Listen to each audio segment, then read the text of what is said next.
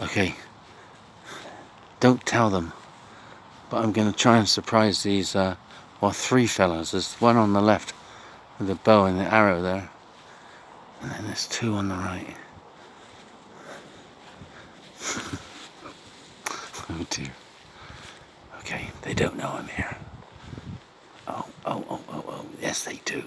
They must do. They've got, wide-angled eyes. If I have to, I'll take shelter behind the Norman archer over there. In fact, that's where I'm heading now. These fellas must know I'm here, surely. Oh, there you go. Good sir, whilst thou protect me. Okay, this guy, I guess, look, he's got a different sort of hat. Doesn't have a helmet on. Who's this fella? Oh, I don't know. Anyway, yeah, look at this. That's the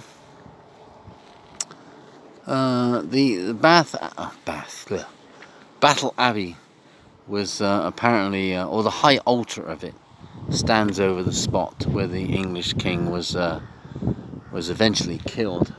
So you can imagine it. Up on the right hand side you got the English, and on the left hand side you got the Normans. The Normans had cavalry, whereas the English didn't. And the other thing that was against the English is that they just marched down from York, or Stamford Bridge. There's a video about that, not Chelsea's ground, about 8 miles to the east of York, and where the English had defeated the Vikings. So what had happened, before that, they'd marched from London up to Stamford Bridge. Marched, right? I mean, no trains or coaches, obviously, right? But, with all their equipment and everything else, met the Vikings up there, had a bit of a barney with the Vikings, defeated them, and then marched down here to have a go at the Normans. So I'm guessing they were quite tired. But of course, it would have been easier for the English to reinforce. I mean, this would have been their own country, so it would have been easier to get reinforcements and supplies here.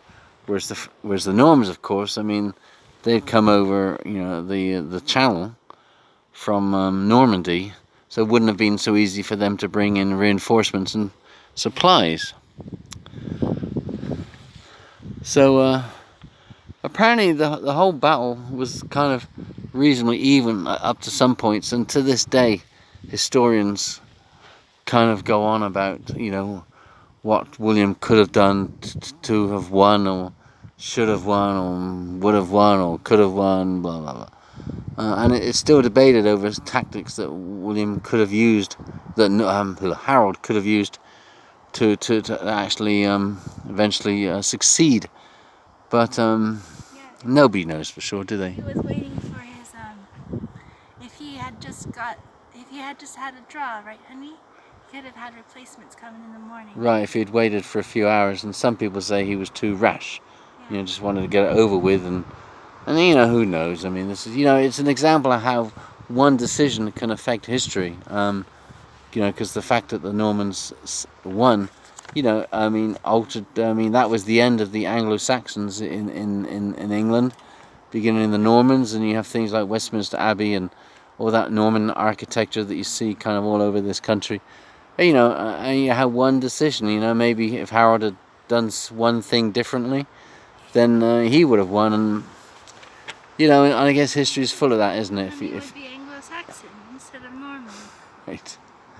So, and maybe those two fellas or girls or whatever they are wouldn't be here. But it is an example of of how one decision can affect a lot.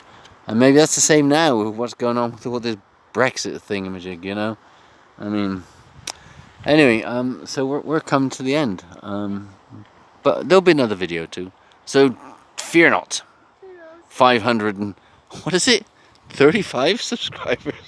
That's a lot. Unbelievable.